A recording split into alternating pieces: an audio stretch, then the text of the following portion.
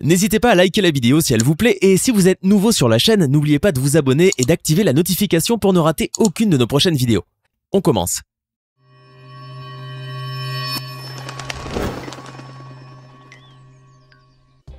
Bonjour et bienvenue à tous. Michael Jordan fait partie de ces rares sportifs à être entrés dans la culture populaire par la grande porte. Son nom est indissociable de l'histoire du basket et ses prouesses en tant que joueur sont telles que la NBA elle-même l'a qualifié de plus grand joueur de basketball de tous les temps. Mais Jordan possède aussi un autre titre plus flatteur, puisqu'il est le premier sportif à avoir atteint le statut de milliardaire. L'ex-joueur mythique des Chicago Bulls est en fait riche comme Crésus et sa fortune ne fait que s'agrandir une année après l'autre. Avec un tel compte en banque, tout ou presque lui est permis. Alors comment Jordan vit avec toute cette fortune ? Eh bien, installez-vous bien confortablement car aujourd'hui, nous allons découvrir comment Michael Jordan dépense ses millions. On commence. Oh, juste une dernière chose, n'hésitez surtout pas à aller sur notre épatante page Facebook Lama Fâché TV. Et vous n'allez certainement pas le regretter. Michael Jordan, de son nom complet Michael Jeffrey Jordan, a vu le jour le 17 février 1963 à Fort Greene, dans l'arrondissement de Brooklyn à New York. Il est encore juste un nourrisson lorsque sa famille déménage à Wilmington, en Caroline du Nord. Et c'est dans cette petite ville typique de l'Amérique profonde qu'il grandira. Jordan fréquentera plus tard le lycée Hemsley A. Laney. Et c'est à l'intérieur de ces murs qu'il a découvert le sport en s'initiant en même temps au baseball, au football américain ainsi qu'au basketball. Jordan est un athlète naturel et il a la chance d'avoir un papa qui le soutient dans ses choix et qui l'encourage à poursuivre une carrière sportive. À 15 ans, le jeune garçon possède déjà une très bonne détente sèche et ses slam dunks sont quasiment époustouflants. Mais du haut de ses 1,80 m, il est considéré comme trop petit pour évoluer à un tel niveau et sa candidature est rejetée. Résolu à prouver sa véritable valeur et comme pour signifier que la taille ne comptait pas vraiment, le petit Jordan est très vite devenu la star de l'équipe universitaire junior de Laney, en terminant plusieurs matchs avec plus de 40 points marqués à lui tout seul. Jordan finira par gratter 2 cm en plus et sera finalement recruté par l'équipe universitaire où il marquera en moyenne plus de 25 points par match. Michael Jordan laisse ainsi éclater toute l'étendue de son immense talent pour le basketball. Un talent que les recruteurs universitaires n'avaient pas manqué de souligner. À sa sortie du lycée, Jordan est ainsi courtisé par les plus prestigieuses universités des États-Unis, mais le jeune homme voulant rester près de sa famille allait s'inscrire à l'université de Caroline du Nord à Chapel Hill. Sous la houlette du célèbre coach Dean Smith, Michael Jordan allait laisser exploser son talent et amener le basketball vers un autre niveau. Au cours de ses 3 saisons en Caroline du Nord, il marquera ainsi 17,7 points de moyenne par match avec 54% au tir. Il recevra ainsi les trophées de meilleur joueur universitaire de l'année Naismith College Player of the Year et John R. Wooden. Son parcours avec les Tar Heels de la Caroline du Nord aura donc été incroyablement prolifique tant pour lui que pour son équipe. Après avoir brillé de mille feux en Caroline du Nord, Jordan allait participer à la draft 1984 de la NBA. Et c'est ainsi qu'il allait débuter la fameuse légende du numéro 23 et des Chicago Bulls. En effet, à peine débarqué en NBA, Michael Jordan livra un show mémorable avec une moyenne de 28,2 points par match et à 51,5% de tirs réussis lors de sa première saison. Un exploit jamais égalé en NBA par un joueur durant sa première saison de rookie et que l'on n'avait plus vu depuis l'époque de Kareem Abdul-Jabbar en 1970. Un mois à peine après ses débuts professionnels, la photo de Jordan fera la une du prestigieux magazine Sports Illustrated avec pour légende « A Star is Born » ou « Une étoile est née » en français. Le monde du basketball savait en effet que ce sport ne serait plus jamais le même et que ce jeune homme à l'allure altière allait bouleverser les normes établies depuis des lustres. Son incroyable capacité de saut, illustrée par ses slam dunks phénoménaux qui semblaient défier la gravité, lui a rapidement valu les surnoms d'Air Jordan et His Airness. Et il fallait vraiment le voir pour le croire car tel un véritable Pégase, Jordan s'est lancé dans les airs comme si la pesanteur terrestre n'avait plus aucun effet sur lui. Et il finissait son vol en apothéose en inscrivant des slam dunks de malade. Grâce à cette étonnante faculté, mais aussi à sa rapidité et à son jeu intelligent, Jordan allait dominer ainsi la NBA durant de longues saisons. Par conséquent, son hégémonie restera quasiment intacte tout au long de sa très prolifique carrière. Le mythique numéro des Bulls allait d'ailleurs prendre sa retraite par 2 fois, avant de se rétracter et de revenir sur les terrains pour le plus grand bonheur de ses innombrables fans, bien entendu. La première fois fut pendant la saison 1993-1994, juste après la perte tragique de son père auquel il était intimement lié et qui fut assassiné par des cambrioleurs.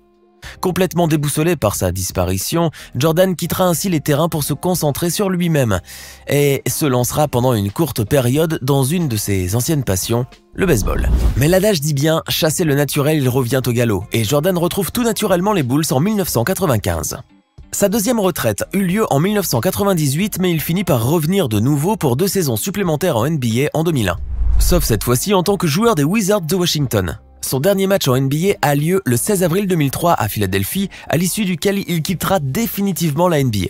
Le public de plus de 21 257 personnes lui a alors rendu un ultime hommage en lui faisant une ovation debout considérée comme la plus longue de toute l'histoire des sports. Après sa retraite définitive, Michael Jordan se consacrera presque entièrement aux affaires, faisant abondamment fructifier son capital financier.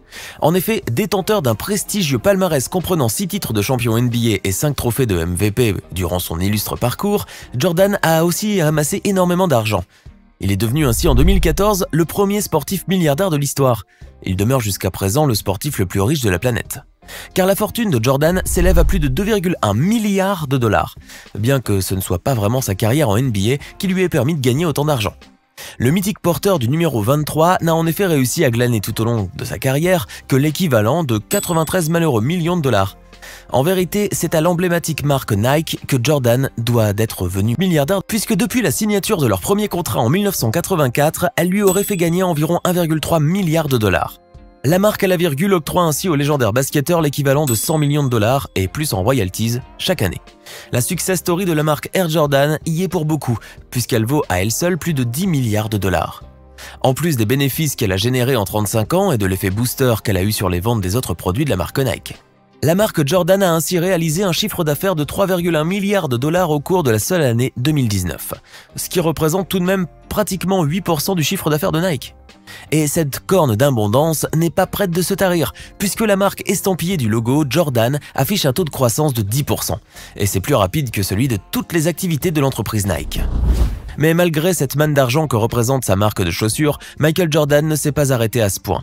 Il a alors décidé de se lancer dans une entreprise encore plus lucrative, car en 2010, le mythique joueur de Chicago Bulls devient le propriétaire des Charlotte Bobcats, devenant par la même occasion le premier ancien joueur de basketball à devenir propriétaire d'une franchise de la NBA. Jordan a dépensé la petite bagatelle de 175 millions de dollars pour faire cette acquisition, mais quelques années plus tard, sa valeur a quasiment été multipliée par 10 puisqu'elle vaudrait actuellement 1,5 milliard de dollars, une fortune qui vient évidemment gonfler le compte en banque de Air Jordan.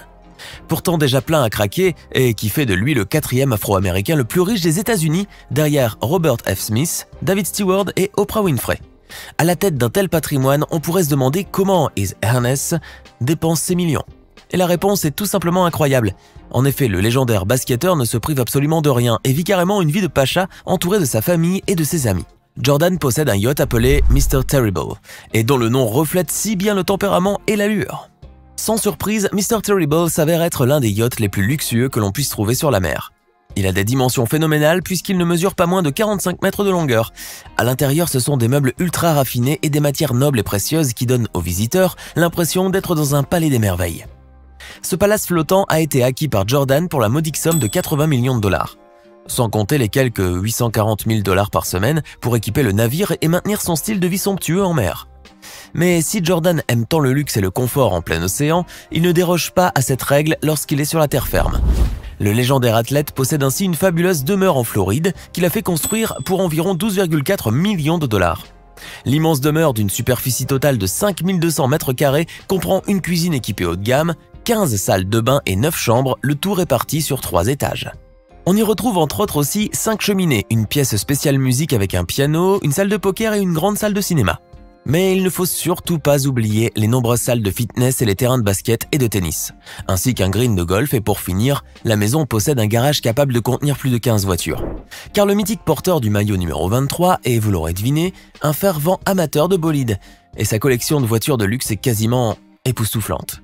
Air Jordan a été ainsi vu au volant de voitures telles que la Chevrolet Corvette C4, la rarissime Porsche 930 Turbo à nez plat ou encore une Ferrari Testarossa et même une Mercedes SL 55 AMG.